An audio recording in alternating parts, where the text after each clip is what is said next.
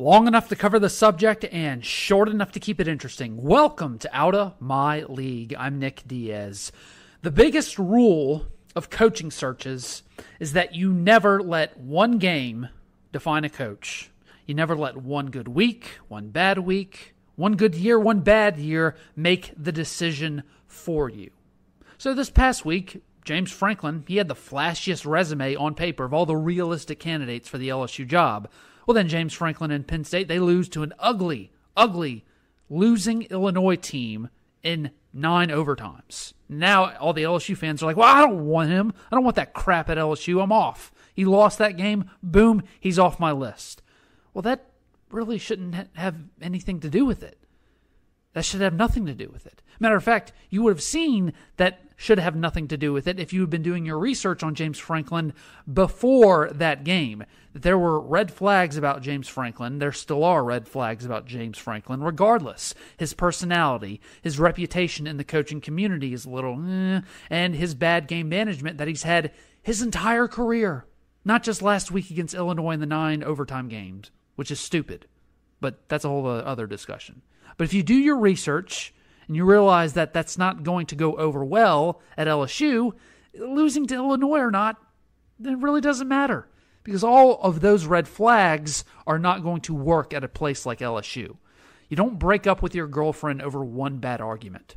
You don't divorce your wife after one bad date. All right? You should not hire someone based on one good game or one good year or even bad year. Let's look at Mel Tucker. He is currently still the betting favorite to get the LSU job. At least that's what Vegas says. Now, Las Vegas is actually usually wrong about these kinds of things when it comes to college coaching searches because there's so many boosters, there's so many people, cooks in the pot, and they keep their mouth shut for the most part. But when you look at Mel Tucker's resume, it's not that flashy. Matter of fact, it's not really flashy at all if you just look at it on paper. So when people heard his name come up, they said, well, 14-12 overall record with 2 schools in 3 years? LSU can't hire that guy. Okay, fine, if you're just basing that off of experience, fine. But what if I were to tell you that Nick Saban averaged 6.5 wins at Michigan State? And he was there for 5 years. The greatest coach of all time, maybe, in the sport of college football. Averaged 6.5 wins at Michigan State for 5 seasons. What if I also were going to tell you that Les Miles averaged 7 wins a season at Oklahoma State, and he was there for 4 years before he got to LSU? But there is context to those records. Nick Saban inherited a winless Michigan State program that had sanctions from the previous staff. Les Miles inherited a shitty Oklahoma State program that had bottomed out completely and was in a very, very competitive, at the time, very competitive Big 12 that was smashed in between Mac Brown's Texas Longhorns and Bob Stoops' Oklahoma Sooners. And they were just the third wheel, just trying to get the scraps. There's context to those records. Same goes for Mel Tucker.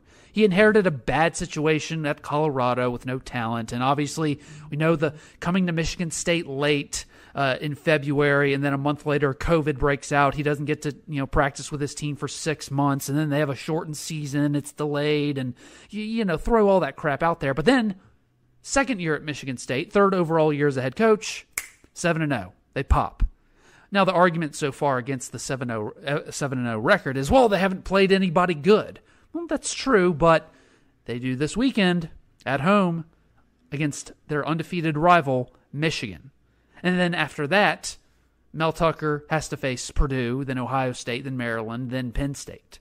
So if Mel Tucker goes 11-1 against Michigan, a good Purdue team, Ohio State team that's blowing people out, and Penn State team, which is struggling because of their quarterback situation, but still a very talented team, Mel Tucker goes 11-1 in his second year at Michigan State with that, what he inherited. That's great. But it's not so much, again, about the record. It's also how they look. When you go on a date with someone, let's say, hey, they look like this, check mark. They do this, check mark. They do this for a living. They like to do these things. Their personality is an A instead of a B, which fits with me. Check mark, check mark, check mark. And then you go and sit down with him. You have a drink. You get some sushi out. And then after like 30 minutes to an hour, you're like, why isn't this working? But they checked all the boxes. But you don't actually know because the resume is not everything. You can look at a resume for a coach all you want, but not all winning records are created equally. So, LSU fans, you're going to watch Michigan State very closely for the next 5 weeks, as you probably should. But I'm going to give you a piece of advice. Do not get hung up on just the results, even if he finishes 11-1, and it probably will be 11-1 because they're going to get blown out by Ohio State. It's just the talent deficiency is whatever. But don't just look at the results. Look at how Michigan State tackles. How many penalties do they have over the next 5 weeks? Are they dumb penalties? Are they bad calls? Do they make in-game adjustments? How's Mel Tucker's demeanor on the sidelines in pressure situations? How's the football team's situational awareness in games? How's the demeanor after a win or loss in the post-game press conference? Are they losing a game because of coaching, or are they losing it because of talent? Because they do not have as much talent as Penn State, Ohio State, and Michigan, but they have enough to beat Michigan or Penn State. How are they losing those games if they do lose them? The best coach does not always have the flashiest resume. They just don't. Coaches in the industry actually give higher remarks to Mel Tucker than they do James Franklin. But I'll give you another example. Look at Florida State, their last 2 coaches. Proud program, but now it has totally shit the bed. They hired Willie Taggart right after Jimbo Fisher left for A&M. Well, Willie Taggart's record, he took a 2-loss South Florida program and in 4 years turned them into a 10-win team. And then he goes to Oregon for 1 year. Oregon the season before was 4-8. And then his first year turns them into a 7-5 program. Very respectful, very close losses and big wins. So it's a good 7-5. But if you do your research on Willie Taggart, coaches in the industry really didn't respect him. As a matter of fact, he was rated as the most overrated coach in the country before he got the Florida State job, right behind James Franklin. Red flags, red flags. Then Florida State, all right, they hire the current coach, Mike Norvell. Same thing. Unbelievable resume, if not better resume, at Memphis. But then, around coaching circles, around reputation and recruiting, things that media members say, red flags, red flags, red flags all over the place. And then you see him now the past 2 seasons. Now he could turn it around, but it ain't looking good. And also his first year at Florida State, he mismanaged the social justice stuff similar to the way Ed Orgeron did. Didn't communicate with his players, lied to his players right out the bat. So when LSU, I'll tell you a story. When LSU hired Saban and Miles back-to-back, the 2 coaches' resumes were not the flashiest. And Skip Burman, however, he was in the room for both of those negotiations. He was the athletic director for Miles, but he was the incoming athletic director for Saban, so he was a big part of the process. And in both of those occasions with Saban and Miles, they sat in a motel room, cheap dirt motel room in the middle of nowhere, trying to get the deal done with Jimmy Sexton and then Joe Dean and Mark Emmert at the time, who was the chancellor president of LSU. He saw the resume and knew the reputation of Miles and Saban, but a great leader and a great coach and a very intelligent one like Skip Burtman, halfway through the conversation with, say, Nick Saban, he turned towards Mark Emmert behind Joe Dean's back because Joe Dean was really kind of about paying Saban that kind of money. He looked over to Mark Emmert halfway through the 6-hour-plus conversation they were having and said, Mark, we need to hire this Saban guy right now. We need to get this deal done very quickly. And that's what they did. Because he saw halfway through the conversation, this guy is special.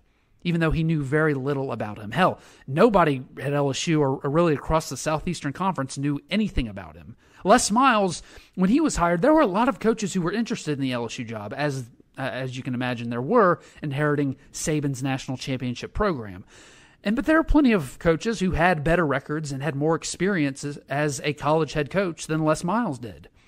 But when he got into the room with Les Miles, You realize personality traits. Who can handle the job long term?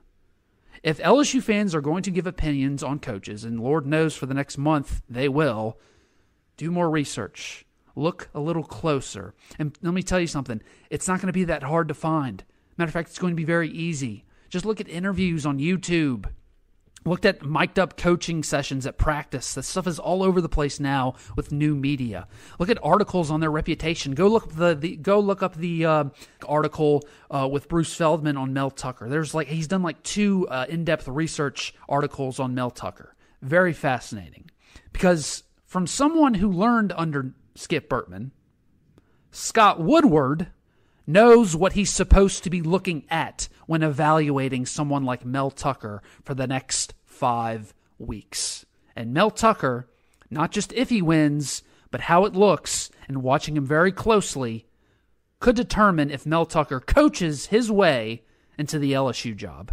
Thanks for listening to Out of My League. If you like what you heard, be sure to like, share, and subscribe, or follow me on Twitter and Facebook in the description link below.